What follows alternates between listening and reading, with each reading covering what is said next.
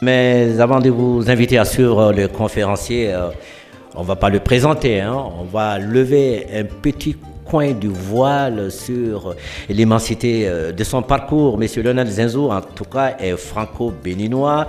Il est économiste, banquier, PDG du Fonds d'investissement européen, PAI Partners, ancien Premier ministre du Bénin, spécialiste des questions d'investissement, d'économie et de financement. Monsieur Zinsou est particulièrement engagé dans l'émergence économique de l'Afrique. On l'appelle le chantre de l'afro-optimisme. Il a étudié l'histoire économique, notamment l'histoire de la création du franc CFA et de la monétarisation de l'Afrique de l'Ouest. Le plus intéressant était pour moi l'interface entre l'histoire et l'économie. C'est lui qui le disait dans un des numéros du journal Le Monde. Je vous souhaite un bon appétit. Monsieur le ministre de l'Économie et des Finances, représentant Monsieur le Premier ministre, chef du gouvernement, Madame la Présidente,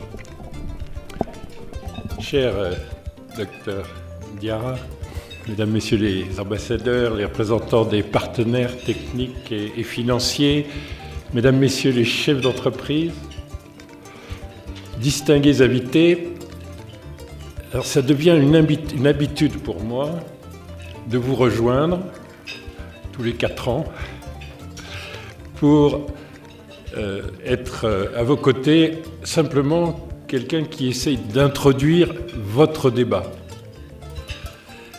Et votre débat, en 2019, était évidemment un petit peu différent parce que vous m'avez invité juste avant la pandémie et le début de toute une série de chocs.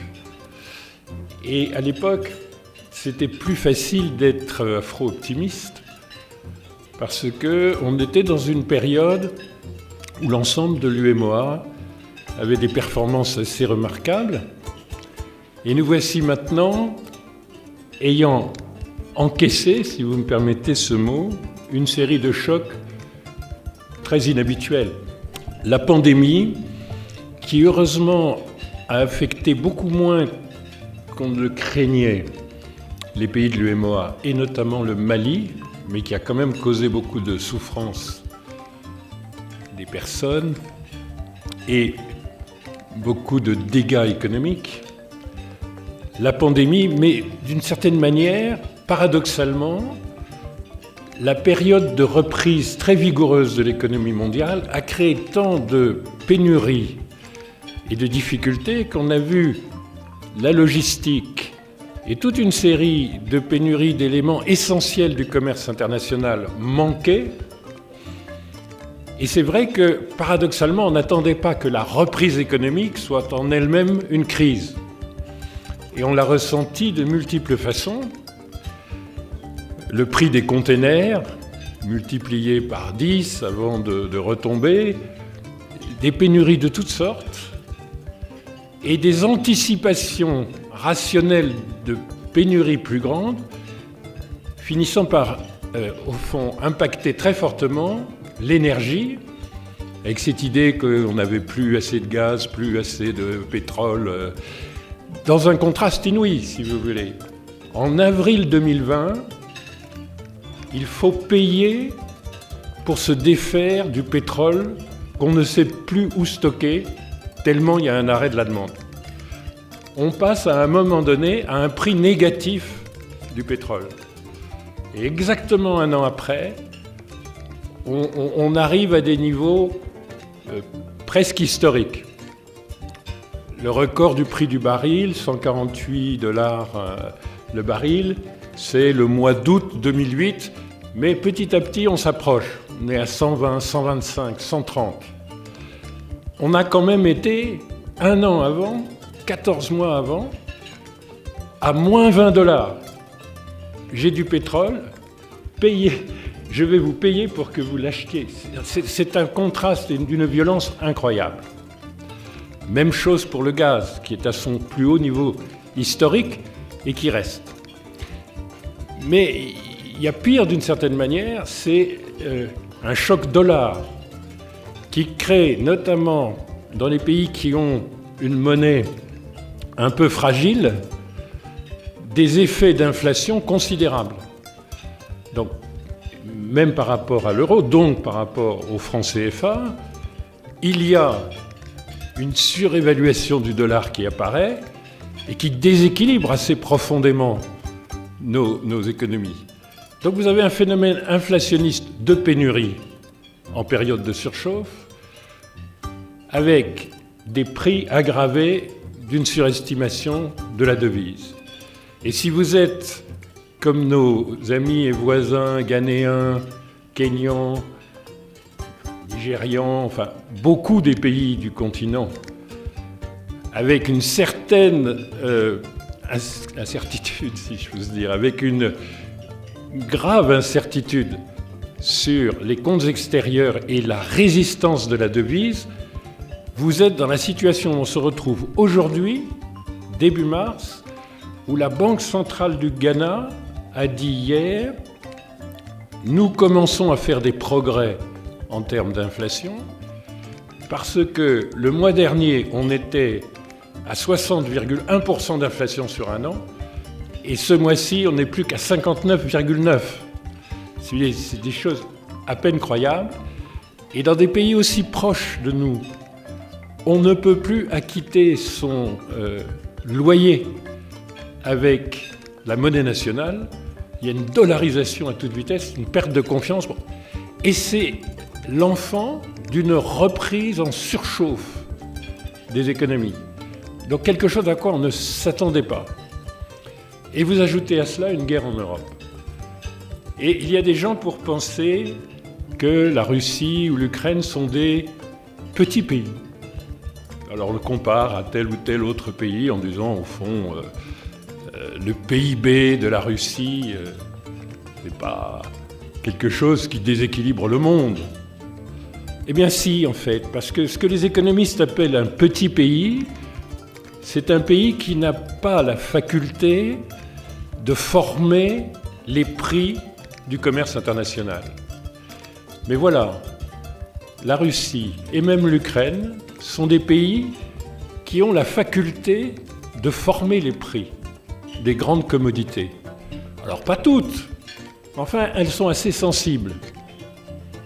Un retrait du marché, des sanctions qui empêchent des transactions, ça veut dire pour les marchés que ça change le prix des produits les plus échangés au monde, qui sont les hydrocarbures, le pétrole et le gaz, et tous leurs emplois, c'est-à-dire par exemple les engrais.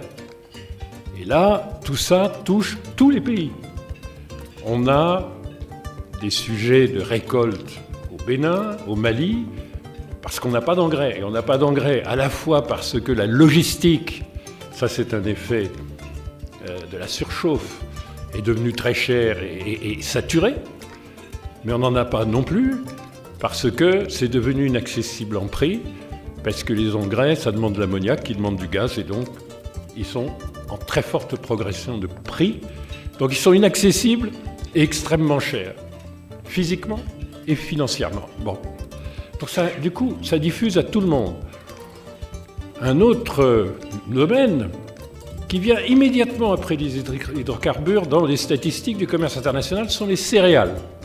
Or, il se trouve qu'un retrait ukrainien ou russe veut dire un changement radical du prix des céréales. Et ça aussi, ça se diffuse au monde entier. Ça généralise, ça mondialise le choc. C'est très difficile d'arriver à contenir des chocs de ce type. Vous pouvez ajouter les huiles alimentaires, enfin les corps gras, qui sont des importations fondamentales de l'Afrique, qui manquent globalement de corps gras, etc. Donc ce ne sont pas des petits pays, c'est exactement le contraire de la définition économique d'un petit pays. Ce sont des très grands pays qui sont en guerre et qui sortent d'un processus normal de commerce. Et tout ça, donc, nous affecte énormément. Et on ne peut pas y échapper. Donc, on a, comme tous les autres pays, des effets de déficit en matière de commerce extérieur et des effets de déficit public. Donc, Monsieur le ministre, comme tous vos collègues, vous avez un sujet de double déficit, mais à la différence de vos collègues des pays de l'OCDE, nous n'avons pas tout à fait la liberté des instruments. On n'a pas la liberté de dire, eh bien oui, cette année, on va faire 9% de déficit du budget de l'État. On n'a pas la liberté de le faire, mais si on est dans l'Union européenne ou si on est aux États-Unis, on a la liberté de le faire. Ou si on est au Japon, etc. Mais nous, au fond, nous n'avons pas cette liberté. Pour plein de raisons, et comme ce ne sont que des remarques introductives, on pourra en parler dans le débat, si vous voulez. Mais vous m'avez donc proposé un sujet, Madame la Présidente, qui est quand même tout de même un défi. C'est-à-dire, il y a des crises multidimensionnelles, oui. Une crise de pandémie, plus une crise de reprise économique historique, plus une crise d'inflation induite, plus une crise géopolitique absolument majeure. Et donc, devant tout ça, nous devons ce soir avoir des réponses. Nous devons ce soir proposer des réponses et essayer d'épouser l'optimisme de monsieur le représentant de la Banque mondiale et changer le narratif. Donc, avec toute l'amitié que j'ai pour vous, vous m'avez proposé quand même quelque chose de presque impossible. Alors, et vous m'avez dit naturellement, en 15-20 minutes, ce serait mieux. Donc, on va s'y atteler comme ça. Mais oui, il n'y a pas de doute que la crise, elle est multidimensionnelle.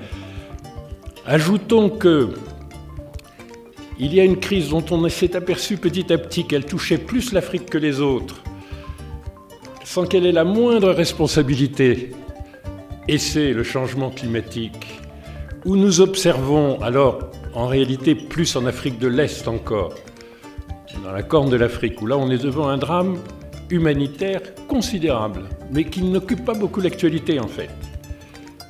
Mais en attendant, nous avons des effondrements de rendements céréaliers dans plusieurs de nos économies. Et nous avons des phénomènes extrêmes, mais curieusement qui ne font pas vraiment la une de la presse mondiale, où vous associez une sécheresse exceptionnelle dans le Maghreb pour la 3e année consécutive, et bien plus forte encore en Somalie, au Kenya, une partie de l'Ouganda, le sud de l'Éthiopie. Et ça est associé à d'autres phénomènes extrêmes, comme les plus grandes inondations historiques du Nigeria. Il faut quand même qu'on arrive à sensibiliser le monde à ce qui se passe en Afrique, parce que tout se passe comme si il était normal que nous ayons un certain niveau de catastrophe avant qu'on commence à en parler.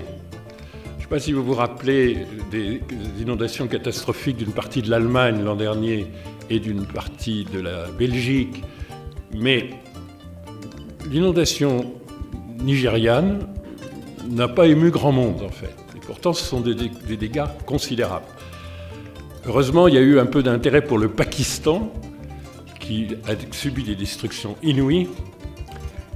Mais à la conférence de Sharm el-Sheikh, à la COP27, nous n'avons pas, malgré l'évidence de cette crise supplémentaire dans laquelle nous sommes des victimes sans clairement avoir la moindre responsabilité dans ce qu'a été l'ensemble des causes, on n'a pas réussi à faire prévaloir l'idée que cela demandait des compensations particulières.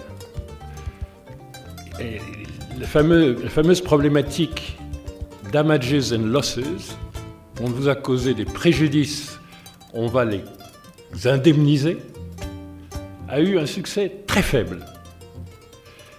Et cela, même si de la COP 26 à Glasgow, on oubliait qu'il y avait eu des engagements des pays riches vis-à-vis de l'Afrique à 100 milliards de dollars par an et qu'on a dû recevoir en un an, quand on fait le bilan, probablement un peu moins de 100 millions.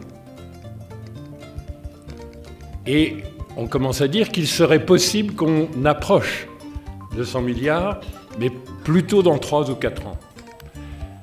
Donc vous voyez, il n'y a pas eu devant certains phénomènes critiques extrêmement clairs, très manichéens en termes de qui l'a produit, qui l'a subi, qui doit être indemnisé et qui doit le faire. On n'a pas eu du tout cette clarté, même si on commence à entendre la voix de l'Afrique sur ce sujet, mais pas du tout de décision claire, ou de décision respectée, ou même de décision acceptée pour le futur. Et donc c'est encore tout un combat. Si vous ajoutez un autre phénomène qui touche le Sahel et qui évidemment menace à quelques semaines, à quelques mois, les pays côtiers de l'Afrique de l'Ouest, qui est le phénomène sécuritaire, là encore, on est obligé d'admettre que l'effort international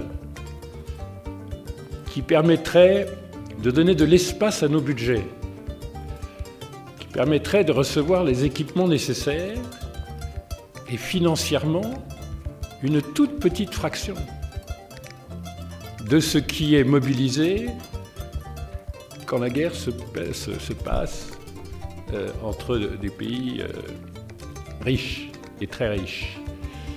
Moi, ça m'a toujours frappé, je fais allusion à mon expérience de gouvernement. Au fond, si je n'avais été qu'universitaire, je serais beaucoup plus optimiste ce soir. Si j'avais été seulement chef d'entreprise, je serais beaucoup plus optimiste, mais il se trouve que j'ai eu brièvement, interrompu par des électeurs très sages qui ne m'ont pas confié de responsabilités plus importantes, j'ai eu l'expérience très très surprenante de passer de la position d'un chef d'entreprise, position que vous connaissez bien, à celle d'un chef de gouvernement, et de constater en 48 heures la différence de mon statut. Le patron de PAI, plus grand fonds de LBO en France et à l'époque en Europe continentale, met à peu près une semaine à mobiliser 5 milliards d'euros pour une transaction. Un Premier ministre de la République du Bénin met au minimum 5 ans pour pouvoir commencer d'espérer dans les 10 ans qui suivent qu'on arrivera à un total de 5 milliards d'euros, avec la même qualité de documentation et des enjeux plus importants. Quand vous faites ça entre le 17 juin, où vous êtes encore le patron de PAI, et le 19, où vous êtes Premier ministre du Bénin, vous avez un peu un choc. Et donc, ne nous cachons pas qu'on a un effort collectif à faire, parce que des problèmes de sécurité, où on n'est pas capable de faire entendre au monde qu'on doit calculer notre déficit public, budgétaire, hors dépenses de défense, c'est très stressant d'une certaine manière.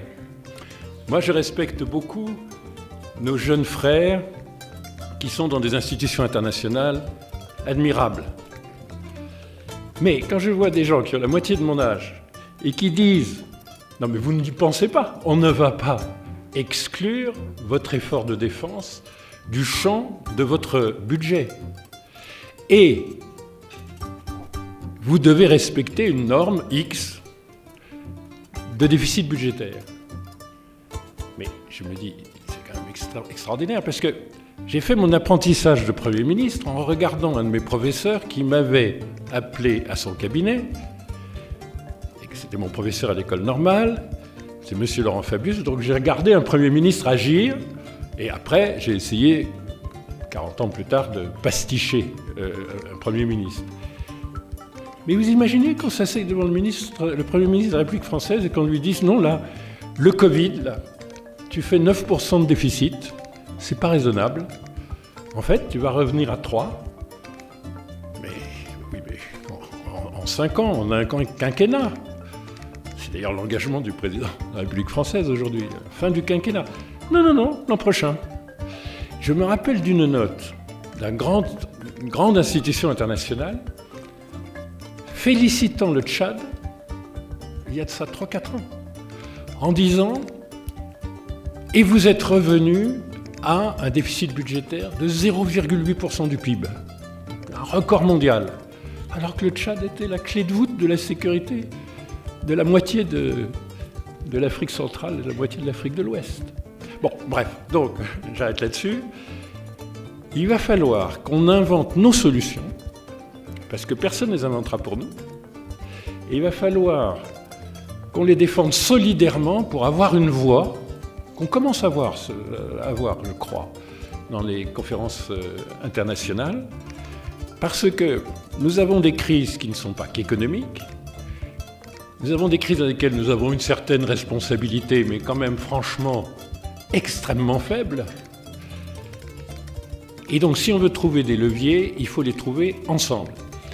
Et petit trait d'optimisme, quand on regarde la gestion du Covid par l'Union africaine, on peut se dire qu'il y a eu un progrès de gouvernance collective très impressionnant.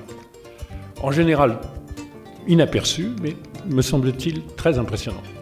On était sous présidence du président Cyril Ramaphosa, et l'Union africaine a décidé d'avoir des réponses collectives. Et c'est comme ça qu'on a obtenu un peu d'espace budgétaire en négociant collectivement pour la dette, ce qui ne s'était jamais au fond produit, pour la dette du continent, un moratoire avec les agences bilatérales. On n'a pas obtenu de moratoire avec les grandes agences multilatérales, qui n'avaient pas envie de perdre leur triple A, et en cela, la Banque mondiale, M. Koulibaly, et la BAD, certainement représentée, étaient vraiment sur la même ligne. Il ne peut pas y avoir de moratoire vis-à-vis de la BAD et des grands multilatéraux et du groupe de la Banque mondiale. C'est quand même un petit peu gênant pour nous, parce que c'est le tiers de notre dette. Enfin bon, il y a eu le tiers des agences bilatérales. Il faut saluer les pays, les partenaires techniques qui ont accepté ces moratoires. Ça nous a donné un peu d'espace. Et puis, il y a le marché. Et en fait, on n'a pas convaincu le marché. Bien qu'on ait eu cette gestion collective, on n'a pas réussi tout à fait à convaincre le marché d'un mécanisme quelconque de reprofilage de nos dettes. Bon, on n'y est pas arrivé cette fois-là, mais la question s'est posée, la négociation avec des envoyés spéciaux de l'Union africaine, Tidiane Thiam, Donald Kaberuka, Ngozi, Trevor Manuel, sont des grands financiers reconnus dans le monde entier. Quand même, on a eu, au moins sur le tiers de la dette, des mécanismes, au fond, un moratoire qui a été plusieurs fois reporté, allongé dans le temps. Mais il va falloir qu'on aille plus loin. Mais gardons cette idée, quand on a une négociation collective, quand on est solidaire, et quelle que soit l'instance, il faut que nous soyons solidaires dans l'UMOA. L'UMOA est particulière. C'est aujourd'hui la zone qui a la plus forte croissance d'Afrique. Tout le monde n'aime pas cette idée, parce qu'il y a des gens qui pensent qu'être francophone, parfois, c'est moins efficient que d'être anglophone. Il y a des gens qui pensent que d'avoir un franc CFA, c'est peut-être pas très bonne idée par rapport à avoir du NERA ou du CEDI. Mais enfin, dans les périodes un peu difficiles, on s'aperçoit quand même que l'UMOA, vous la prenez sur plus de 4 ans maintenant, et notamment pendant le Covid, c'est quand même la partie qui croît le plus en Afrique. Bon, il faut qu'elle reste absolument solidaire. La CEDEAO est un peu plus diluée. Il faut faire tout ce qu'on peut pour que sur le plan économique, on ait un discours, des plaidoyers communs. Et puis évidemment au niveau de l'Union africaine. Parce que nous avons me semble-t-il, gagné d'autres batailles de cette action collective. C'est vraiment pour moi une leçon très importante. Alors, ce n'est pas très simple. Il arrive que dans certains de nos pays, politiquement, on soit assez divisé. Alors, comment faire pour être à un niveau international dans la solidarité? Eh bien, au moins, le secteur privé qui a joué un rôle nouveau et reconnu en termes et de résilience et même de solidarité, très important pendant le Covid. Pour moi, le secteur privé, je ne sais pas comment vous le ressentez, peut-être vous me le direz, mais il s'est grandi dans la crise. Il s'est d'autant plus grandi que les États n'ont pas eu les moyens de soutenir autant que dans la plupart des pays, notamment tous ceux de l'OCDE, soutenir les entreprises. Si vous voulez, on estime qu'en France, ou en Union européenne, c'est à peu près les mêmes chiffres. Il y a eu un output gap, une perte de richesse, perte de valeur, en moyenne de 8% du PIB, donc la plus forte récession historique. Quelque chose de pire que les après-guerres. Bon. Mais que, grosso modo, les entreprises ont reçu, selon les pays, entre 4 et 6% du PIB de soutien. Notamment de mécanismes de Kurzarbeit, c'est-à-dire de chômage, au fond, pour ne pas licencier, on a gardé les salariés, des moratoires de toutes sortes, des crédits et même quasi-capital, enfin, énormément de moyens. Plus une situation où on a beaucoup soutenu les ménages qui ont donc soutenu leur consommation et qui ont donc permis aux entreprises d'être résilientes. Et donc, en face d'un output gap de 8, il y a eu les aides directes aux entreprises et les aides directes aux ménages.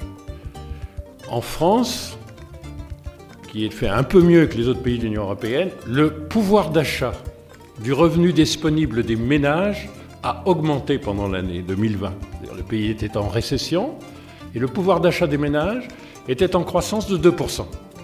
Mais aux États-Unis, le revenu disponible des ménages pendant Covid a augmenté de 6%, c'est-à-dire la hausse annuelle la plus élevée des 50 dernières années aux États-Unis. Donc, ça, ce sont des soutiens extrêmement puissants aux économies. Nous n'avions pas les moyens de le faire. Et malgré tout, nous avons généré une croissance positive. Il y a eu un problème malien parce qu'il y a eu un problème agricole, un problème de prix agricole, un problème cotonnier qui a affecté l'agriculture de plusieurs façons, mais très faible en termes de... Je veux dire, le Mali a fait une petite récession, mais qui est 4 fois plus faible que la récession de l'Union européenne, par exemple, en 2020. Et globalement, la zone a tenu. Donc le mot résilience a un sens. Et je pense que cette résilience, sans apport majeur possible, parce que, regardez bien, les concours du Fonds monétaire ont été importants et rapides. Monsieur Koulibaly, les concours de la Banque mondiale ont été généreux et un peu plus lents.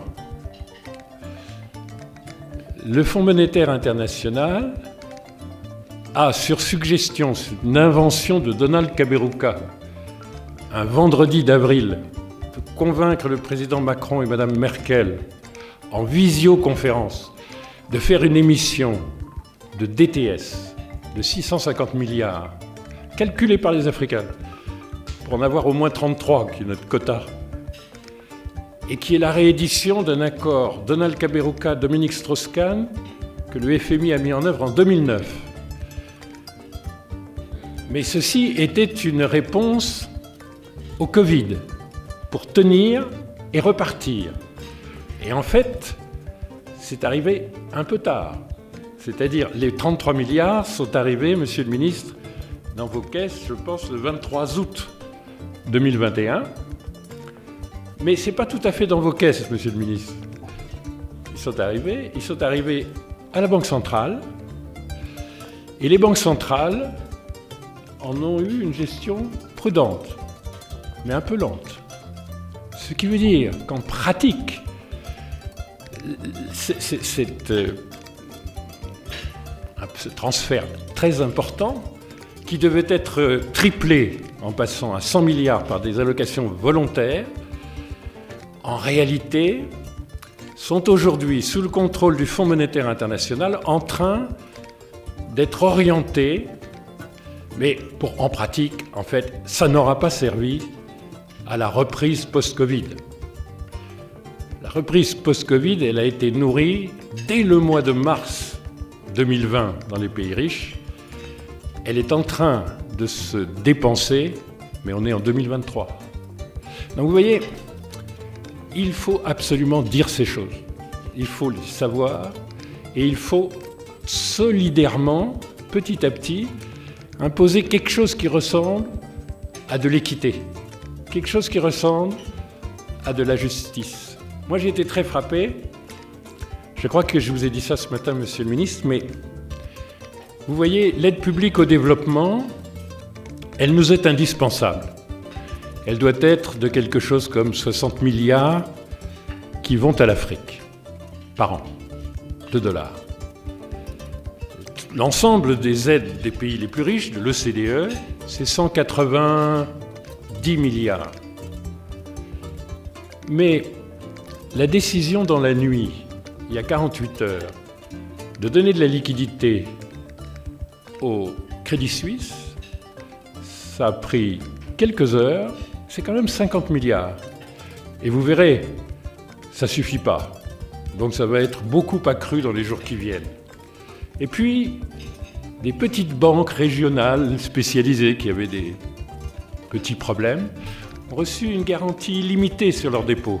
C'est beaucoup, hein, parce que la Silicon Valley Bank, elle a quand même 190 milliards de dépôts. Donc, quand on dit « quoi qu'il en coûte, nous ferons face », là aussi, on a fait très vite pour éviter une contagion tout à fait normale qui aurait secoué le monde. Puis le lendemain, il a fallu le faire pour Signature, et puis il a fallu le faire le troisième jour pour First Republic. C'est-à-dire qu'on s'est aussi, dans la même semaine, mobilisé dans un premier round, je vous assure que ça va coûter beaucoup plus cher, mobiliser des ressources dont la jauge, vous voyez, de la semaine est au moins une jauge à 100 milliards.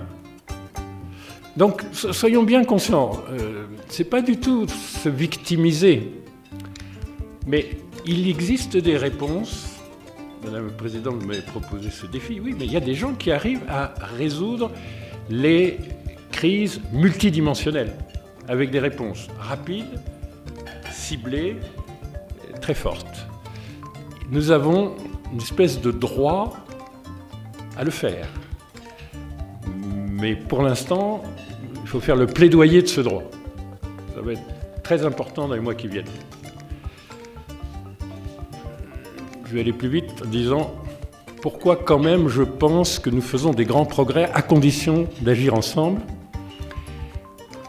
Parce qu'il y a partout en Afrique des sujets qui méritent d'être regardés par tous les autres Africains, partagés, mutualisés et répliqués. C'est-à-dire que les bonnes pratiques des uns et des autres, et nous avons des gouvernances un peu différentes d'un pays à l'autre, mais les bonnes pratiques s'échangeant, si on mettait l'Afrique dans les domaines clés, au niveau du pays africain qui fait le mieux, avec par ailleurs des conditions très proches de tous les autres, mais qui fait le mieux, je vous assure qu'on aurait éradiqué vite nos plaies les plus graves, c'est-à-dire au fond les problèmes de l'emploi des jeunes et le problème des accès à tous les services publics, tous les biens communs, tous les biens publics qui sont aujourd'hui refusés à nos citoyens, et probablement également fait des progrès considérables sur la sécurité alimentaire, en se mettant simplement au bon niveau que tel ou tel pays, dans tel ou tel domaine, a réussi à atteindre. Alors, je vais vous donner quand même quelques exemples qui me semblent des leviers pour parvenir à tous progresser plus vite. En matière agricole, Monsieur le ministre, nous sommes le continent qui a les réserves de terres arables les plus importantes. Alors on entend ça, c'est un cliché, mais c'est quand même incroyable, vous mourrez de faim alors que vous avez 60% des terres arables disponibles du monde. Oui, mais ça veut dire quoi? Ça veut dire que le Mali est un pays de 125 millions d'hectares, avec, dit-on, 46 millions d'hectares de terres arables, non désertiques. Et d'ailleurs, en soi, cette restriction n'est pas très significative, parce que vous savez, vous avez parmi les meilleurs rendements agricoles, et y compris d'élevage, dans 2 pays très désertiques, qui s'appellent le Royaume d'Arabie Saoudite et Israël, qui sont les pays qui battent les records du rendement laitier.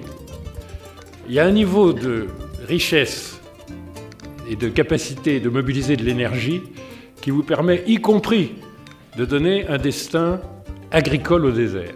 Bon, mais restons sur les 46%. Enfin, oui, un peu moins. Sur les 40% qui sont arables, le Mali en mobilise 7%. 7% de 40. Et c'est évidemment frappant pour les grands pays sahéliens, mais c'est pareil partout. Chez nous, c'est, pour des raisons climatiques, plus de terres arables en proportion, moins de Sahel et de Sahara dans notre géographie.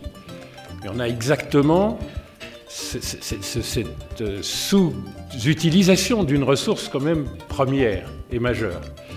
Mais ce que les gens ne voient pas, parfois, c'est que l'activité économique, juste après l'énergie, qui mobilise le plus de capital, c'est l'agriculture.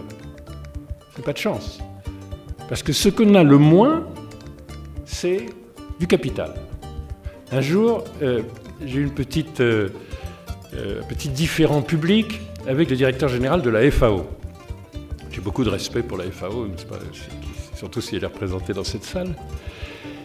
En disant le coefficient, mais j'ai renvoyé, M. Coulibaly, à tous les rapports de la Banque mondiale là-dessus. Le coefficient de capital le plus élevé, ça on n'a vraiment pas de chance, ce qui mobilise le plus de capital par rapport au niveau du chiffre d'affaires qu'on dégage, c'est l'énergie, l'agriculture et la maîtrise de l'eau. Donc on a des économies hyper, affamées de capital. Bon. Et donc, la question, c'est pas que nous ne savons pas que nous avons des terres arables. La question, c'est pas du tout de savoir si nous avons les compétences.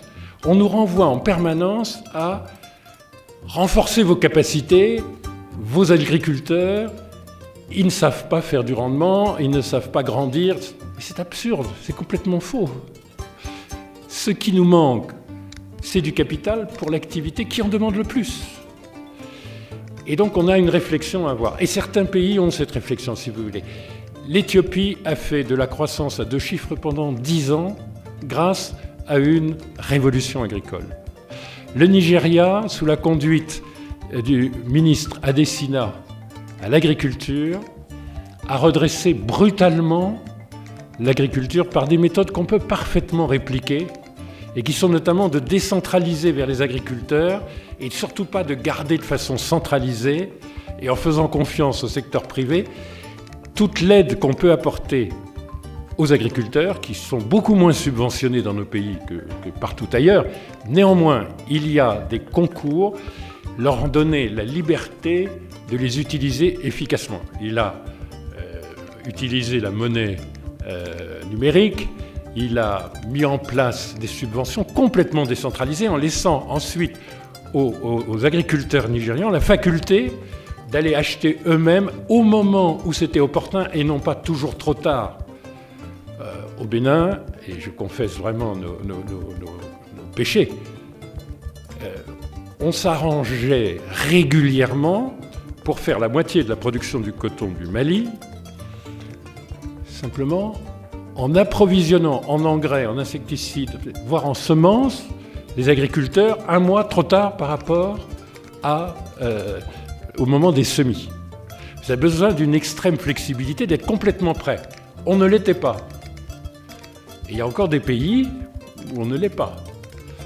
Il se trouve que, vous allez dire que la vie politique béninoise est un peu étrange, donc je vais rendre hommage au président Patrice Talon. Mais il ne faut pas que ça sorte de cette salle parce que même les citoyens béninois cachés à la table, pour ne pas lui donner un impact trop fort sur la politique intérieure béninoise. Écoutez, on a démantelé les structures centralisées qui, disons-le, n'étaient pas complètement intègres d'un point de vue éthique, mais surtout,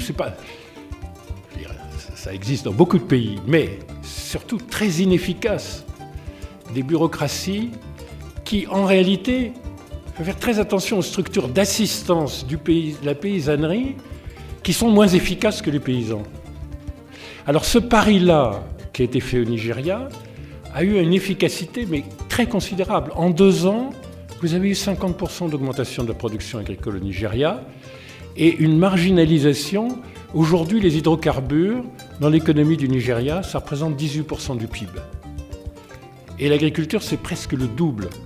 C'est une révolution agricole. Monsieur Adesina, qui essaye de faire la même chose avec la BAD, Monsieur Adesina avait passé des années à la Fondation Gates en charge des programmes agricoles et il a créé AGRA, une fondation, une des plus grandes fondations africaines que Kofi Annan a créée avec lui.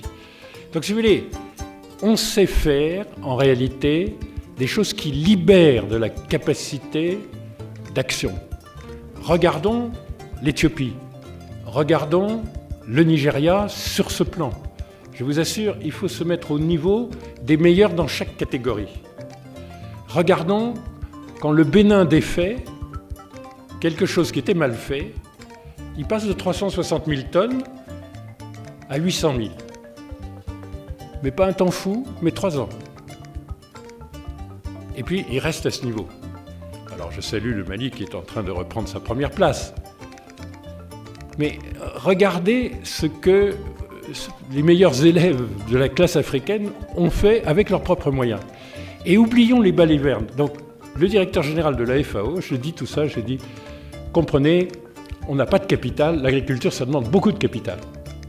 Il me répond, on voit que vous êtes un représentant du grand capital. Bon. Je dis, mais monsieur le directeur général, quand vous avez 2 hectares, qui est la moyenne du parcellaire dans mon pays, vous avez 2 hectares par exploitation. Acheter une charrue et 2 bœufs, et c'est 50 le chiffre d'affaires. Le coefficient de capital, c'est pas qu'il faut faire des fermes de 100 000 hectares, c'est qu'il faut mettre les gens en position d'être capables de mobiliser ce qu'il faut pour acheter 2 bœufs et une charrue monosoc. C'est ça le capital. Y a-t-il du financement pour nos agricultures? Mais absolument pas. Alors, je ne voudrais pas que les gens qui s'occupent du financement de l'agriculture dans la salle soient trop émus. Je pose la question le 18 juin quand j'arrive à la primature au directeur de la Banque centrale. Quel est, dans l'allocation de crédit de l'économie, le chiffre du financement pour l'activité agricole? Réponse, Monsieur le Premier ministre, 2%. Quelle est la part dans le PIB? 28%. Nous avons 2% du crédit bancaire et 28% de formation de la richesse dans le pays. Regardez pour le Mali, mais regardez pour la Côte d'Ivoire, mais regardez pour l'ensemble de nos pays. Parfois, ce n'est pas aussi flagrant que 2 versus 28. Mais je vous assure, regardez le chiffre malien. Parce qu'au Mali, c'est encore plus important. Au Mali, on est plutôt, monsieur le ministre, je crois, à 37 ou 38% du PIB. En action directe. Et puis évidemment, c'est le premier fournisseur et le premier client de tous les autres secteurs. Regardez ce qui va. Je ne parle pas du budget. Les États s'engagent à mettre dans le budget, accord de Maputo, 10% du budget au service des agricultures. Non, je parle de l'allocation du financement. Bon. Est-ce qu'il y a des agricultures et même des économies européennes qui se sont développées sans financer leur agriculture? Moi, du côté maternel, ma grand-mère, elle est valaisanne. Je vous assure que la Suisse était un des pays les plus pauvres d'Europe au début du XIXe siècle. Je parle devant l'éminente représentante de l'ambassade du Danemark. Et je remercie pour les Pays-Bas, ces pays qui furent parmi les plus pauvres d'Europe jusqu'au début du XIXe siècle, ont fait une révolution, et notamment une révolution laitière, agricole. Aujourd'hui, le premier exportateur de feta dans le monde, c'est évidemment pas la Grèce, c'est le Danemark. Aujourd'hui, un des pays qui ont construit leur richesse rurale sur le produit laitier, c'est la Suisse. Simplement, derrière ça, regardez toutes les structures de financement. On ne fait pas sans crédit agricole, avec une priorité absolue, on ne fait pas de développement économique. Et on n'en fait pas au niveau égalitaire. Là encore, regardez les pays qui le font. Regardez les progrès du Rwanda, regardez les progrès de la Namibie, regardez la mobilisation éthiopienne. Et vous verrez que c'est strictement corrélé. Et oublions l'idée que les paysans ont besoin de capacités et qu'ils sont dans l'incapacité. Ça n'existe pas. Il y a tout un corpus de thèses qui montrent que, non seulement en Afrique, mais également dans les économies des Caraïbes, les agriculteurs font partie des agents économiques les plus rationnels. Et je vous assure, j'étais l'autre jour en Ouganda, et j'ai vu en Ouganda exactement les mêmes chiffres que j'ai vus au centre du Bénin, et je me suis dit, probablement c'est quelque chose d'un peu général. Vous voyez, vous donnez aux mêmes paysans les semences. Et en l'occurrence, il n'y avait pas d'engrais, pas d'intrants. C'est une région très pauvre de l'Ouganda. Des semences de manioc, des semences améliorées, qui sont très subventionnées. Notamment, ça a été un gros travail de la Fondation Agra que j'évoquais. Avec des semences traditionnelles, le même paysan. Et puis c'est bien parce qu'on a l'ancien champ et puis avec les nouvelles semences à côté. En 16 mois, il fait 3 tonnes de manioc à l'hectare. Le manioc, c'est important, parce que c'est la calorie la moins chère au monde. Essentielle pour la résolution des problèmes de sécurité alimentaire. Dans la parcelle d'à côté, c'est pas 16 mois, c'est 8. C'est pas 3 tonnes, c'est 15. Donc sur la période de 16 mois, vous avez 2 récoltes, pas une. Et vous avez donc 30 tonnes versus 3. Je vous assure, c'est le même paysan. Et ces histoires de nos paysans ne savent pas. Attendez, ils ne peuvent pas accéder aux semences s'il n'y a pas une organisation qui leur permet d'accéder aux semences.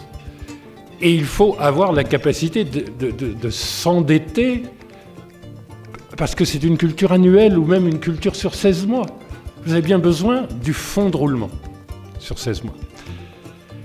Donc on a les solutions, il faut les partager. Mais on ne peut pas faire sans crédit agricole. Je ne comprends pas qu'on puisse dormir quand on est un responsable public ou un responsable des partenaires techniques et financiers sans se dire pourquoi je ne consacre pas à l'activité qui représente, selon les pays, entre 25 et 40% du PIB et qui emploie le double encore dans beaucoup de pays à cause d'un certain sous-emploi de la population active. C'est-à-dire 60%, chez moi c'est 50%, ici c'est plus, de la population active. Monsieur le Premier ministre, c'est 2% de l'allocation de crédit. Regardez également les progrès incroyables de la microfinance. Et regardez comme le Covid a permis, avec de la microfinance numérisée, de limiter les dégâts sociaux. Parce que là, on sait atteindre des gens et on sait aussi mesurer que, je parle pour les banquiers dans la salle, le coût du risque de la microfinance est plus bas que dans le système bancaire. Aujourd'hui, vous avez très peu de pays où on observe plus de 5% de non-performing loans, de crédits en souffrance. Ça s'est monté un petit peu pendant le Covid, puis c'est retombé à la normale. Et on a fait quelque chose dans l'UMOA qui n'est que le début, mais qui est très important. La microfinance, ça coûte cher. Ça coûte couramment un peu plus de 20%. Mais c'est beaucoup moins cher que les usuriers. C'est très simple, hein. Chez nous, avant inflation, un sac d'un quintal de maïs, ça coûte 25 000 francs sur le marché. Et c'est quelque chose qui coûte en termes de prix de production entre 15 et 20 000 en fonction de l'efficacité. Les usuriers, en période de soudure, les achètent à 5. Et calculer le taux d'intérêt d'acheter à 5 pour revendre à 25, quelque chose qui a coûté 15. Regardez les taux de l'usure sur des périodes très courtes et puis passez-les au niveau annuel. Et donc, à 20%, la microfinance est extrêmement compétitive, sachant qu'il n'y a rien d'autre que le choix entre les usuriers et la microfinance. Simplement, qu'est-ce qu'a fait la BCEAO ? Elle a admis les institutions de microfinance au refinancement à 2,5%. Et qu'est-ce que font en ce moment les institutions de microfinance ? Elles numérisent complètement la distribution. Ça veut dire que les coûts d'exploitation, d'intermédiation s'effondrent et le coût du refinancement, elles ne sont plus refinancées par des fonds spécialisés, elles peuvent, pour les meilleures d'entre elles, être refinancées à 2,5% à la Banque centrale. On va passer de 20 à 10. Et donc, on va enfin avoir une ressource de développement agricole, de développement du fonds de commerce, du fonds de roulement du commerce que vous connaissez tous. Parce que je vous assure, on fait des miracles avec 100 000 francs CFA quand ça vous sert de fonds de roulement et que vous êtes un artisan, un agriculteur, un commerçant ou souvent une commerçante. Regardez les pays où ça va le plus vite et l'émulation là est fondamentale. Monsieur le ministre, il y a un grand challenge de transformer localement, et certains dans la salle ont fait cette expérience, le coton et les autres matières premières agricoles. Regardez ce qui est en train de se faire à l'image de ce que le Gabon a fait avec le groupe Olam et Eurise quand le président Ali Bongo a décidé qu'on n'exporterait plus de grumes brutes, qu'il y avait une obligation de transformation.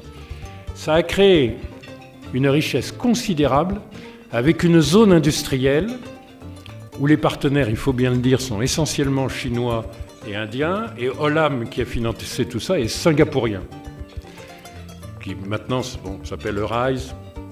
Enfin, c'est quand même fondamentalement le même groupe. Ils sont en train de répliquer cette zone industrielle pour le coton, pour le soja, pour le cajou, pour le karité, au Bénin. Au Togo, c'est opérationnel. 6 de ces zones industrielles, plus petites, décentralisées, sont prévues en Côte d'Ivoire. Une est prévue au Tchad. Ils ont d'ailleurs investi en amont sur le coton, la production du coton, en amont agricole, pour être sûr d'avoir la matière première à transformer. Et toute la filière textile sera transformée. L'objectif, c'est que dans 4 ans, le Bénin interdise l'exportation du coton brut. Ça change tout en termes de valorisation. Et je vous assure, ceux d'entre vous qui, de temps à autre, puisque le Mali est parmi les pays les plus mondialisés, qui se projettent le plus vers le continent, allez voir le PIA à Lomé. allez voir à 30 km sur la route d'Alada la zone industrielle de Glodjibé. Allez voir au Gabon la zone essentiellement destinée au bois et à sa valorisation. Elle est contre le port d'Owendo à Libreville. Je vous assure, il n'y a pas le moindre suspense. Ce modèle va tout changer. Pour une raison qui est celle qui m'opposait légèrement au directeur général de la FAO, le coefficient de capital nécessaire pour une zone industrielle, pour la création d'une usine, est en moyenne 2 fois inférieur au coefficient de capital de l'agriculture. Ça n'est pas ce qui coûte du capital, ça n'est pas l'industrie. L'industrie a une composante de travail qui est très supérieure parce que le capital est beaucoup moins important. Mais simplement, vous avez une illusion. Voir fabriquer des usines, voir manifestement des investissements considérables dans ces usines. D'autant plus que celles qui sont efficaces sont plutôt les plus grandes. Bon. Les plus aseptiques, celles qui sont les mieux maintenues, etc. Oui, mais le produit qui rentre, il vaut 100 à l'entrée et 1000 à la sortie. Et quand vous rapportez la masse de capital pour faire 1000, vous apercevez que c'est une proportion beaucoup plus faible que ce que vous devez mobiliser en amont pour faire 100. Et donc, la raison pour laquelle nous ne pouvons pas produire des emplois pour nos jeunes, et nous avons dans la salle des gens qui ont exercé des responsabilités publiques jusqu'à très haut niveau, devant moi, ou qui sont en train de les exercer. Tous nous sommes accusés, dans chaque pays, d'être indifférents, inefficaces sur la création d'emplois pour les jeunes. Et dans tous nos pays, c'est à cause des défauts de Lionel, de Moussa, etc. C'est personnel, c'est la nullité des hommes, la cupidité des élites, la nullité des partis. Et chaque fois, tout le monde est sûr que c'est un mal béninois, un mal ougandais. C'est universel. Pourquoi ? Parce que notre continent, et ça, Madame la Présidente, je vais interrompre la conversation de la Présidente. Madame la Présidente, c'est un levier essentiel. Comme j'étais professeur quand j'étais petit, je dérangeais les élèves qui n'écoutaient pas, alors... Non, je dis ça pour rire. Je dis ça pour rire. Hein. Non, Madame la Présidente, et ça aussi c'est pour la paix morale, pour que les politiciens puissent dormir tranquilles. Ce ne sont pas leurs péchés et leurs fautes. Nous avons un continent qu'on nous a livré sans aucune infrastructure. Malheureusement, les infrastructures, ça coûte cher en capital et ça crée des emplois que indirectement beaucoup plus tard. Mais je vous assure, on nous a livré un continent qui mérite de se tourner un petit peu vers les historiens. Il n'y avait aucune route goudronnée pour sortir de Cotonou. 10 km après la capitale économique, il n'y avait plus de goudron. J'ai un oncle qui était médecin, qui a fait un tableau du Dahomey en 1955. Nous avons déjà un dispensaire à Cotonou et bientôt un deuxième à Parakou.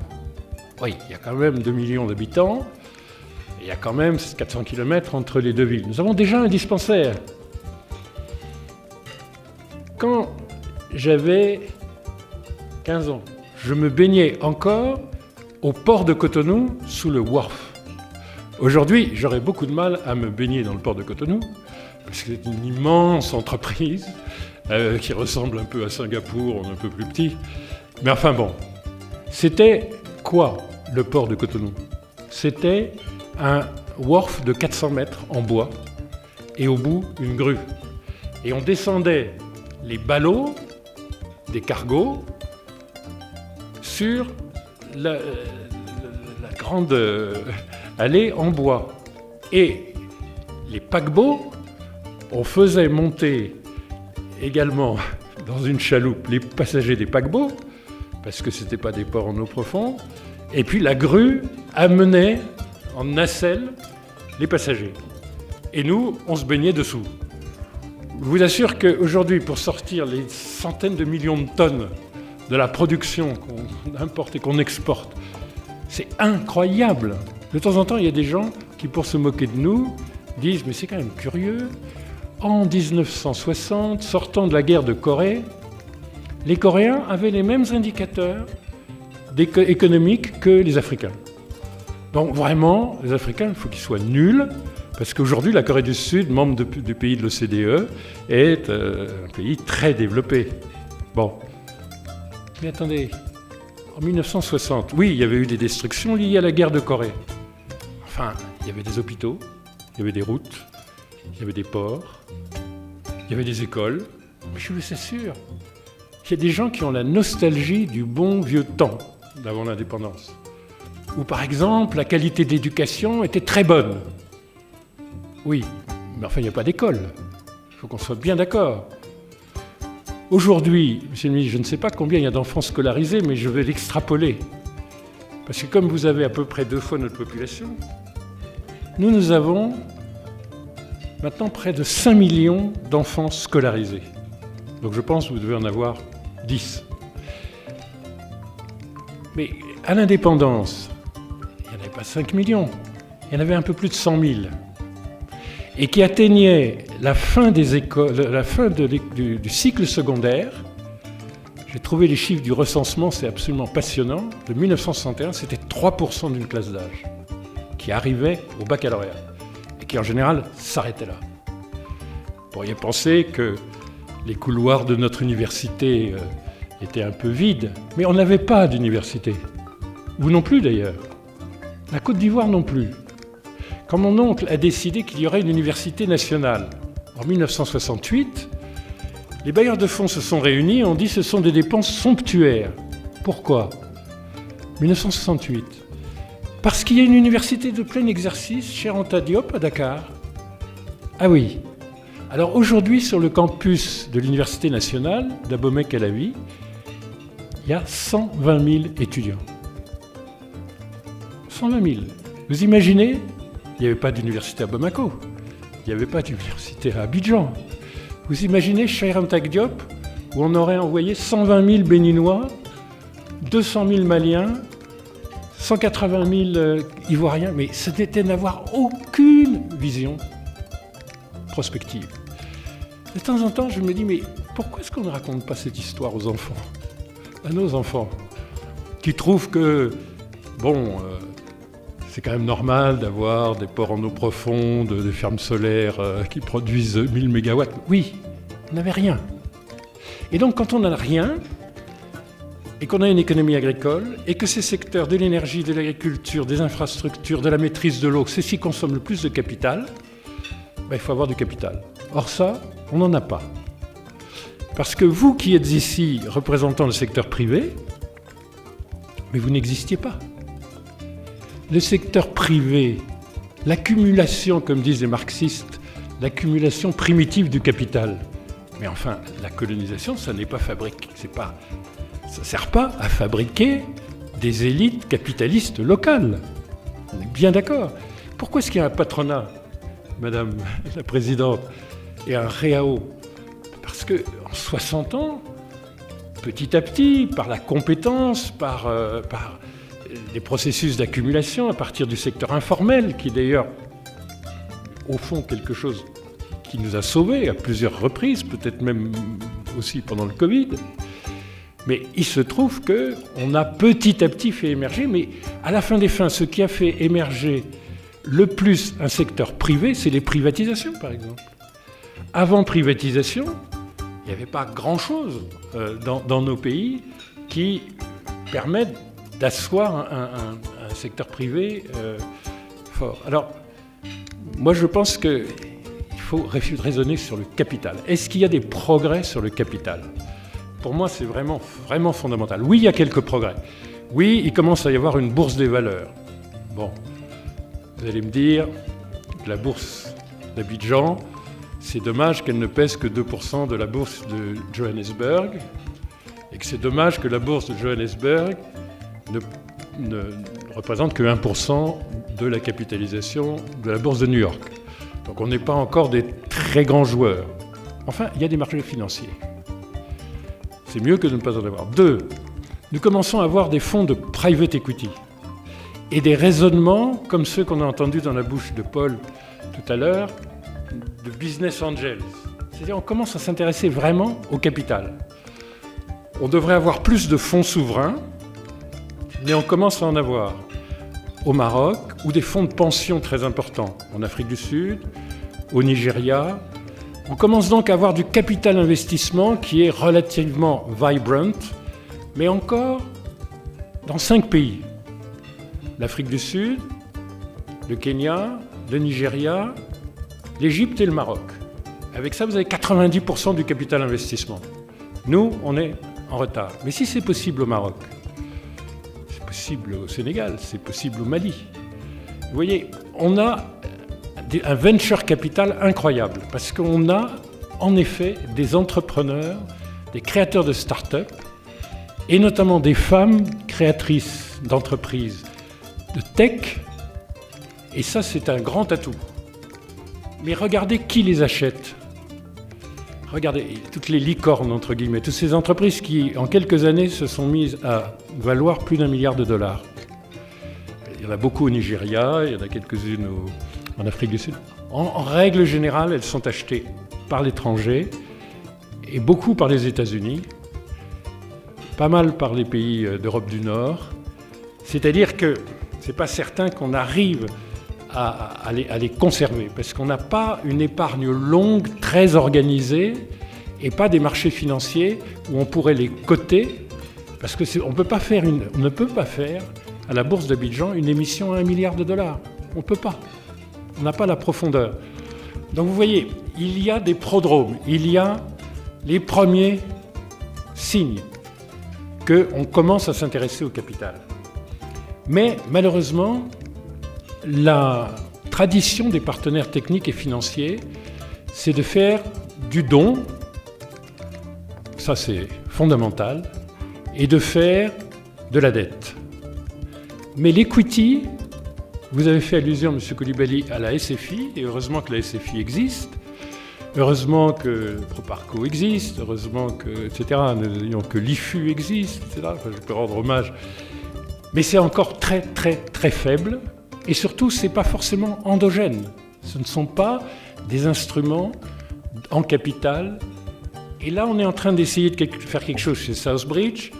On est en train d'essayer de structurer pour un sujet majeur qui est la forêt ou l'agroforesterie, pour enrayer la dégradation créée par le changement climatique, rassembler 2 milliards avec 3 compartiments. On a annoncé ça à Sharm el-Sheikh, on essaye de le rendre opérationnel pour la COP 28, où on a la philanthropie, plus le concessionnel, plus les taux de marché. Pourquoi ? Parce qu'aujourd'hui, chose qui passe un peu inaperçue, mais la philanthropie, où il y a pas mal d'entreprises ou de familles, les Mastercard, les Bill Gates, les Bezos Fund, etc., représente pour l'Afrique plus d'aide en dons que l'aide publique au développement. Et ce sont des concours que nous allons essayer de mettre en place pour dérisquer et faire venir le privé. Parce que le privé ne va pas prendre le risque malien ou béninois. Et ce n'est pas la situation sécuritaire qui fait la différence. La différence, c'est que si vous voulez reforester, vous avez un Mali utile, et si vous voulez reprendre du terrain pour ce Mali utile et faire de l'agroforesterie, vous allez devoir immobiliser pour longtemps. Parce que si vous voulez, même si vous plantez des essences qui créent un modèle économique vertueux en 7-8 ans, vous allez vivre sans cash flow pendant 7-8 ans.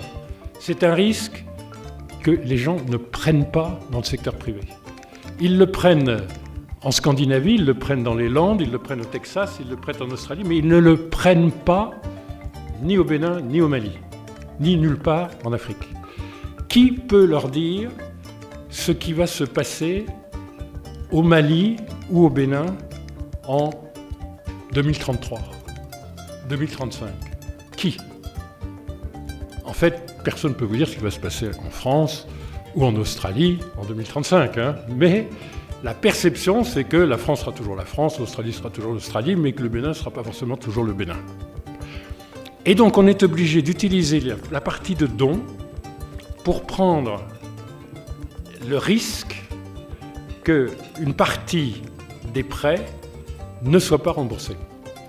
Et il faut, pour que les taux d'intérêt soient convenables, qu'on ait du concessionnel, c'est-à-dire des choses à 3% aujourd'hui, et non pas, si on va sur le marché tout seul, si l'État, sans risque, va sur le marché, aujourd'hui ce serait plutôt du 11-12. Puis de toute façon, les marchés sont fermés. Donc vous voyez, la réflexion sur le capital, Monsieur le ministre, il faut qu'on la fasse tous ensemble en cherchant tous les moyens innovants. Mais il y a de nouveaux moyens. La philanthropie, le don pour dérisquer la finance de marché, ça va être un levier complètement nouveau. Bon, je ne vais pas vous gâcher toute la soirée, donc je vais m'arrêter là. J'ai pris ces quelques exemples. L'agro, la finance de marché, le besoin d'avoir de la microfinance qui soit à un taux convenable, le besoin de libérer les forces au lieu d'avoir un discours permanent sur c'est de la faute d'agriculteurs incompétents. Vous savez, une chose qui m'a frappé, j'étais il y a un mois dans mon pays, dans la zone industrielle, il y avait un atelier state of the art en technologie de textile, 1000 personnes. Et je demande aux formateurs indiens, et ils disent la dextérité est incroyable.